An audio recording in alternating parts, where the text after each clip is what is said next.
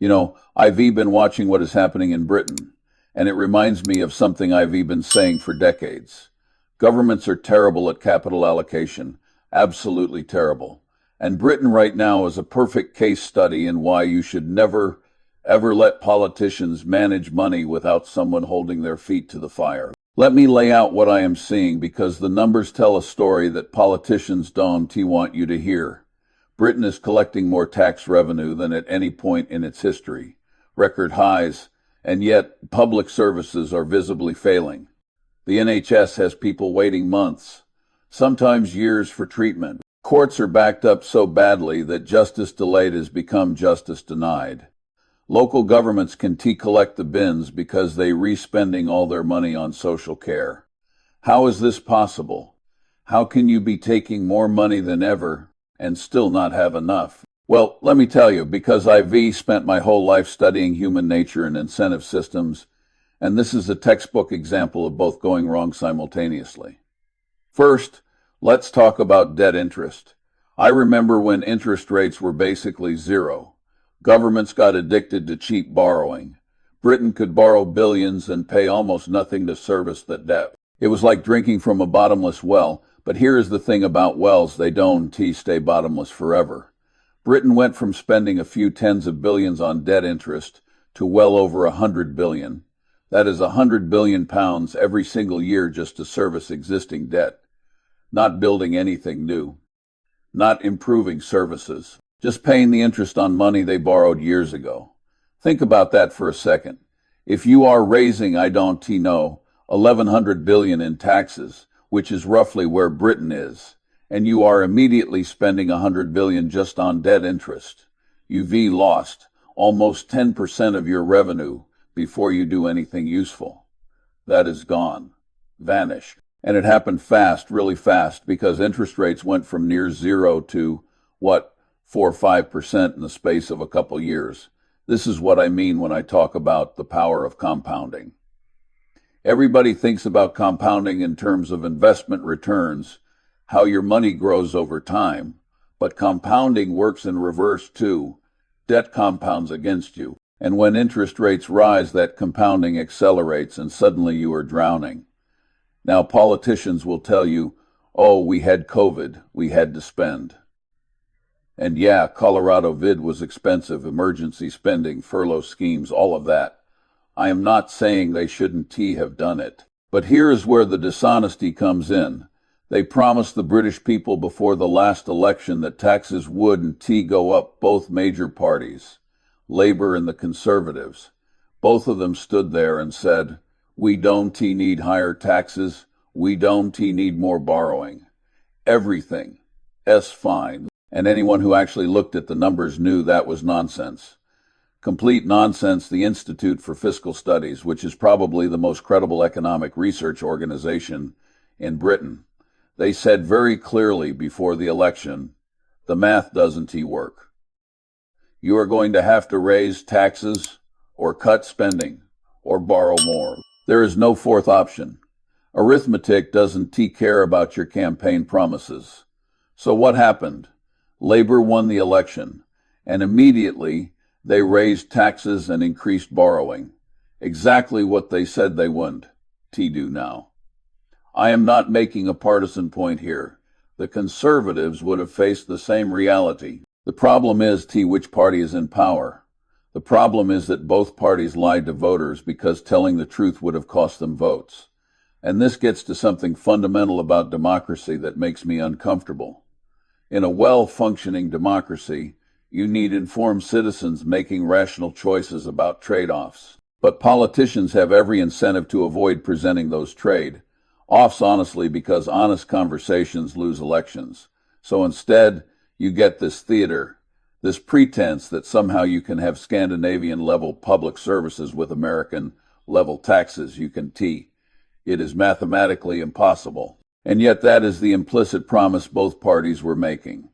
Let me talk about the structure of government spending in Britain, because this is where it gets really interesting from an analytical standpoint. The biggest chunk of spending is the NHS healthcare. Enormous. Hundreds of billions. And it keeps growing every year because people are getting older, Medical treatments are getting more expensive. And frankly, the productivity of the NHS has gone down. They're getting less output for each pound they spend than they used to. Then you've got defense. For decades, Britain had what they call a peace dividend. Defense spending was falling as a percentage of GDP that freed up money to spend on other things, primarily healthcare. You were basically moving money from tanks to hospitals. That worked fine when you could keep cutting defense, but you can cut it forever. Defense spending eventually hit a floor, and now it is going back up because, surprise, the world S getting more dangerous. So now Britain is trying to increase both health spending and defense spending at the same time. That is really hard to do without raising taxes or cutting something else dramatically. And then there is disability benefits. This one is absolutely fascinating to me. And I mean that in a clinical sense, not a political sense. The disability benefits bill in Britain has exploded. Just skyrocketed. They've gone from spending maybe £30 billion a year to over £60 billion, and it is projected to keep climbing. Now, why is that happening? Part of it is mental health. There's been a huge increase in people claiming disability benefits for mental health conditions, particularly anxiety and depression. Part of it is recognition of conditions like autism and ADHD that maybe weren't being diagnosed before. And honestly, I don't think anyone fully understands whether this is a genuine increase in illness or whether it is a change in how we categorize and respond to these issues. But here's what I know for sure. When you've got 10% of working age adults on disability benefits, 1 in 10 something going wrong. Either you've got a genuine health crisis that needs addressing, or you've got a system that is creating perverse incentives, or probably some combination of both. And the really troubling part, people don't come off disability benefits. It is like a one-way door. Once you are on, you are on. And if you are in your 20s and you go on long-term disability, that is potentially 40 or 50 years of lost productivity, lost taxes, lost human potential. That is a tragedy, regardless of the financial cost. So the government tried to reform the system, tried to save a few £billion, and it got voted down by their own backbenchers because it looked like cutting benefits for vulnerable people. And politically, that is toxic. Nobody wants to be the person cutting disability benefits. But this is exactly the problem I am talking about.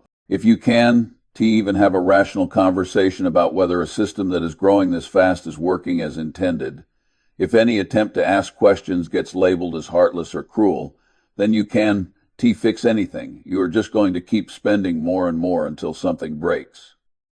Let me tell you about local government, because this is a perfect microcosm of the whole problem. People think of local councils as doing things like collecting bins and maintaining libraries, and they do those things, but the majority of local government spending is actually on social care, adults and children who need care, and the cost of that care has been exploding. So what happens is the overall budget gets squeezed, but even within that squeezed budget, all the money is going to social care, which means everything else, all the visible services that most people interact with, gets absolutely hammered. And then people are confused and angry because they see their bins not getting collected, their libraries closing, and they think, where is all the money going? It is going to a small number of people who need intensive, expensive care. Now, should we provide that care? Probably yes. But how much? At what cost? With what conditions? These are hard questions, and nobody wants to ask them. You know what this reminds me of? It reminds me of a business that is slowly going bankrupt, but hasn't admitted it yet. Revenue is flat or declining. Costs are rising, productivity is falling. And instead of making hard decisions about what to cut and how to restructure, management just keeps borrowing and hoping something will change. In a business, you eventually hit a wall. You can borrow anymore. You go bankrupt, markets impose discipline. But governments can keep going much longer because they control the currency they can tax. They can borrow at favorable rates because of their sovereign status. So the reckoning gets delayed and delayed and delayed until finally it can't be delayed anymore, and you get a real crisis. And Britain is not there yet, but the trajectory is really concerning. UV got aging demographics, fewer workers supporting more retirees, rising healthcare costs, debt that is expensive to service, and a political system that is incapable of having honest conversations about trade-offs. Let me talk about tax policy specifically, because this is an area where Britain is making some really stupid choices. In my opinion, they've got this incredibly complicated tax system with all these carve-outs and special treatments and different rates depending on how you earn money. So you've got income tax, national insurance, which is basically another income tax, capital gains tax, dividend tax, inheritance tax, stamp duty, Virginia T, and on and on. And each of these has its own rates and thresholds and rules. And the whole system is optimized for neither fairness nor efficiency. It is optimized for political convenience, which is the worst possible optimization. Here is an example. Employer national insurance. That is a tax on employing people. When you hire someone, you pay them a salary, and then you also pay the government a percentage of that salary as national insurance. It is a tax on jobs. It makes employing people more expensive, which means you get fewer jobs.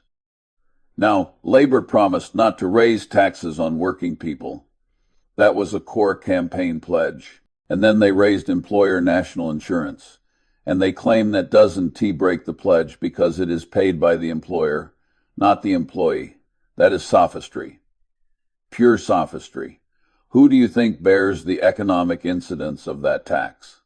It is the workers, either through lower wages or through fewer jobs or through slower wage growth. You can tax businesses without ultimately taxing people, because businesses are just legal fictions. The economic burden falls on human beings, and this kind of dishonesty, this linguistic game playing, it erodes trust. People aren't stupid. They can see what is happening. They can see that their wages aren't growing, that prices are rising, that services are getting worse. And when politicians play word games about whether a particular tax increase breaks a promise, people just become more cynical and disconnected. Here is what I think Britain should do. And I know this is never going to happen, but I'll say it anyway because it is what I would do if I were in charge. Radical simplification. One tax on income regardless of source. Doesn't matter if you earn it from wages or investments or self-employment. Income is income. Tax it at the same rate. Get rid of all the special treatment for different kinds of income. Get rid of the dividend tax and the capital gains preferential rate and all the nonsense.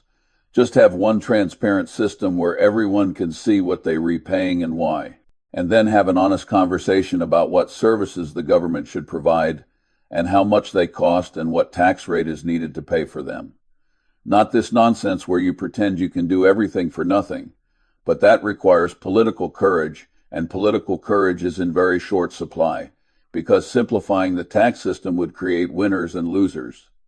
Some people would pay more, and the people who would pay more would scream bloody murder, and the people who would pay less probably wouldn't even notice because tax is so complicated they don't know what they're repaying anyway. So instead, you get this death by 1,000 cuts. Little tax increases here and there. Stealth taxes where they freeze thresholds and let inflation push people into higher brackets. Employer national insurance goes up 0.5%. Nobody notices individually, but collectively it adds up to a massive increase in the tax burden. And the real killer is that this approach is terrible for economic growth. You know what drives economic growth? Certainty, clear rules, simple systems. When businesses and individuals can plan ahead, when they know what the rules are and that those rules, one, change capriciously, they invest, they take risks, they innovate. But when you've got a tax system that changes every budget, when you've got a government that says one thing before an election and does another thing after, you create uncertainty, and uncertainty kills investment. People sit on their hands. They wait to see what is coming next, and economic growth stalls. Britain's productivity has been basically flat since 2008. Flat for almost 15 years. The amount of output per worker hasn't increased. That is unheard of in modern economic history. And there are lots of reasons for that. But one of them is absolutely the constant policy chaos, the uncertainty, the sense that the government doesn't know what it is doing. Let me tell you something I learned very early in business. You can tolerate almost anything if you know what the rules are and they reapplied consistently. You can tolerate high taxes if you know what they are and they change. You can tolerate unpredictability. And that is what Britain's got right now.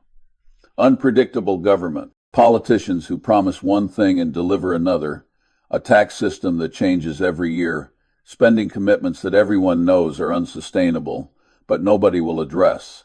That is a recipe for stagnation, and that is exactly what they're getting. Now, here is the part that really concerns me looking forward to 2025, 2026, potentially beyond. The fiscal situation is going to get worse, not better. Demographics don't lie. Britain's got an aging population.